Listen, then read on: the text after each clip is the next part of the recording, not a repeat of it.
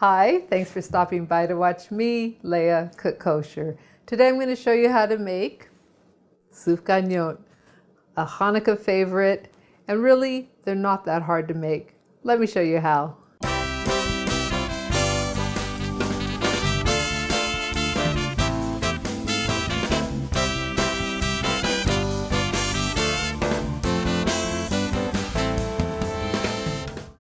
I've assembled all my ingredients, and again the recipe is on leahcookskosher.com, Sufganiyot.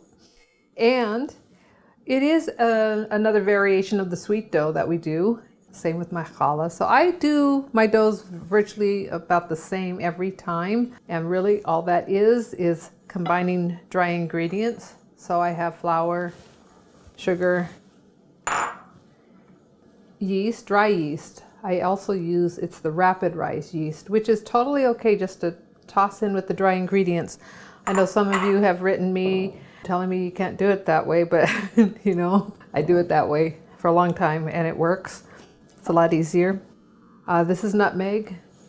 It's just enough to give the Sufganiyot just a hint of a sort of a opening your face sort of feel when you're eating.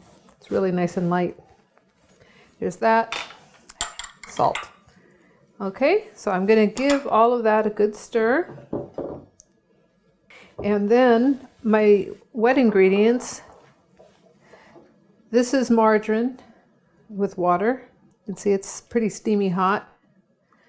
So one advantage of having that yeast in with the flour, I'm not going to kill my yeast accidentally. And if I was really worried about it, I could also add the milk to it. And then I can just go ahead and add all of that into there. And my 4 eggs, which are already checked. Just mix it. A good mixing by hand, and then we will turn it out on the tabletop. And then when you get to that certain point where you know you're just going to have to put your hands in there. I'm going to add just a little bit more flour on top. I don't want to make too stiff of a dough, so it's rolling away from the sides. You can see it's a little bit tacky, but that's okay. We'll keep working it. Put a little flour on the counter. Pull my dough out.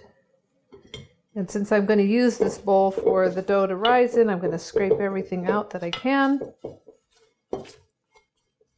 And just add that to my pile. And then of course you need with a rocking motion, so you're going to put a little more flour and push, rotate, push, rotate, push, rotate. It's always a quarter turn. People ask, can you do that in a bread machine? Can you do this? I have no idea. I don't have a bread machine. Maybe that's the wrong answer, but I have really very few appliances. I like doing things like this by hand. And keep going for maybe another 5 to 10 minutes, whatever time you've got. I mean, usually with the yeast type breads, what you're looking for is to be able to pull it without breaking. And so you can see it's tearing. So, but we've just started, so we can keep going. And I'll see you back here in about 10 minutes. All right, that looks about right. So I'm going to round it up. You can see air pockets starting to form. I'm going to take my bowl, put a little bit of oil in there, and just with my fingers rub it around a little bit. And then I'm going to take my dough, push it, and then round it up.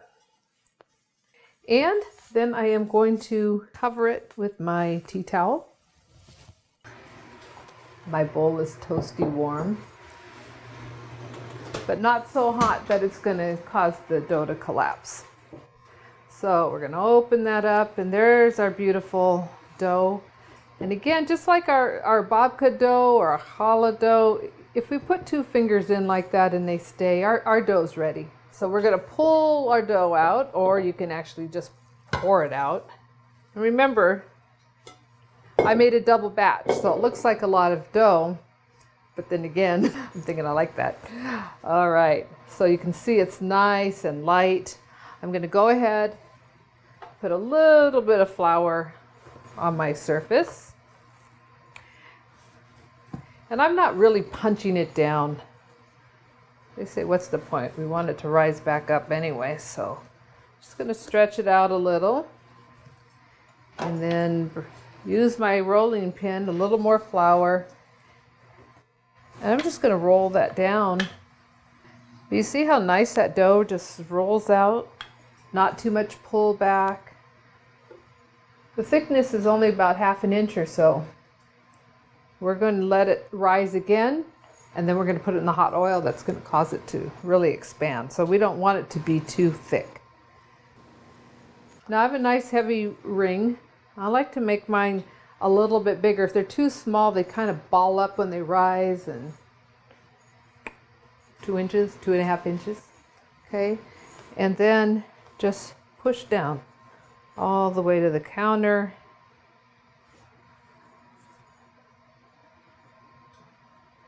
And give it even pressure, but I don't like to spin. I don't know if it matters, like when you're doing a biscuit, you know, that prevents it from flaking really tall. I tend to work from the outside on one side and then start coming back in. I also like to get my ring right there, right next to each other. There, I don't have to spend too much time rolling and rolling. The dough gets tougher every time it gets rolled. So we can just go ahead and pull up our excess dough. And I didn't want to have too much flour on the countertop. Otherwise, that gets incorporated into the scrap, and then that also makes it more tough.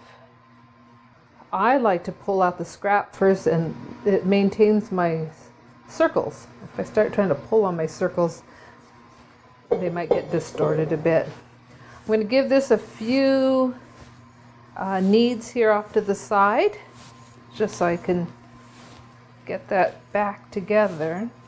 It's pretty smooth. And again, if you want, put it in the fridge, pull it out, let it rise, and then work your the rest of that tomorrow, the next day. You don't want it to get too sour in the fridge though, so it's not going to last more than a day or two. Now I'm going to put these back into my proofer. The room I'm in is a little bit cool. It's only about 25 degrees outside. So I like to use parchment paper. And by the way, parchment paper of choice at home is Palisades. Star K Heckscher, kosher for Pesach, and makes all baking fabulous. Cooking too, but you know me, I like to bake. I can't bake without parchment. And even though I could probably get away without using it here, I want to be sure nothing sticks to my pan. Just fit that right in there. And gently, gently, gently lift those. Now they're going to rise, so give them, they're not going to rise so much out, but give them space. It's light, okay? It's not grab them, it's lift. And that way there, you don't break down the air bubbles that are already starting to form. You don't distort the shape. Beats going down to the donut shop, that's for sure. Okay, so this is full. I'm going to slip this one into my oven that is on a very low temperature. It's 85 degrees. Most ovens don't do 85 degrees. So if you want to just slip it in there with a gas pilot on or a hot bowl of water underneath, that works too. Of course, this is my Cadillac, so I'm a little bit spoiled. Have risen, double in bulk, very light. They're very, very light. So they're ready to fry. I have heated up some oil in my deep fryer because it's so much easier to have something like this than doing it on the stove top. And because I'm doing it in front of you, we're going the easy route.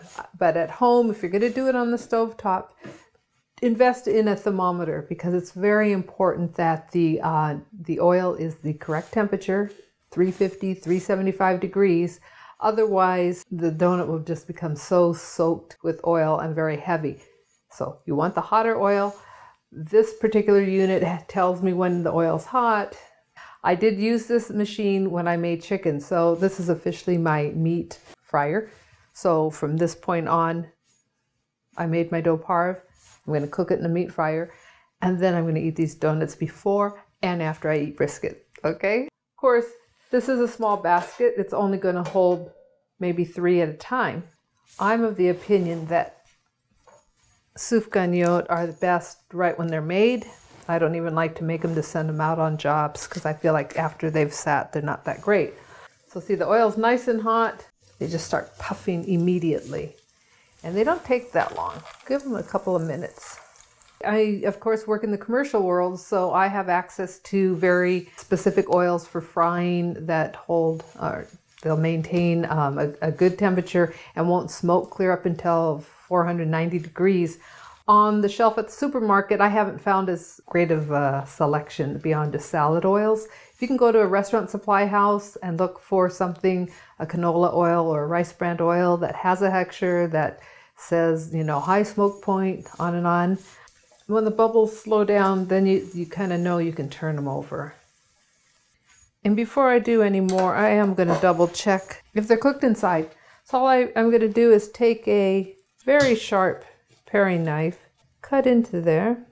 Wow, amazing fryer, it's beautiful. They're done all the way to the inside. So I'm just going to let those drain on the paper towel, but of course there's not even that much oil because it is the correct temperature. All right, I'm going to take a break from frying so I can show you how to finish the Sufganiyot. You saw me take the paring knife to kind of sneak to see if there was if it was all cooked in there. Of course it is. So I actually have a little bit of a slit, and I'm just going to go ahead. I put some raspberry jam into my piping bag. Kind of too big of a tip, but that's okay. I'm not going to worry about it. And I'm just going to put it in there and squeeze just a little bit, okay? That's all it is. Just squeeze it in there and then drop it into the sugar. You can use powdered sugar if you like. All right, I'll just set that there for now. And we'll get them onto a plate. So I already had a few of them with the slit. Again, just right in. So if you make the slit smaller, if you have a smaller point tip on here or no tip at all. Of course, this is where you can get some help. The kids can certainly help roll it in sugar and have lots of fun with that. Sometimes people ask me, well, how can you make some of this stuff more healthy? And you know, just eat one. It's not probably a very good answer, but I did see a recipe for whole wheat donuts, so maybe I'll look at that after I'm done here. Okay, just get that in there. Look at how beautiful. So you can see the size. So you can see the difference between the raw dough and the cooked Sufganiyot here. They really puff up quite a bit, and they only take a couple of minutes when your oil is the proper temperature. So I'm going to go ahead, make a few more, and show you what they look like on a platter. Beautiful, light, airy Sufganiyot, filled with sweetness for yet another Jewish holiday.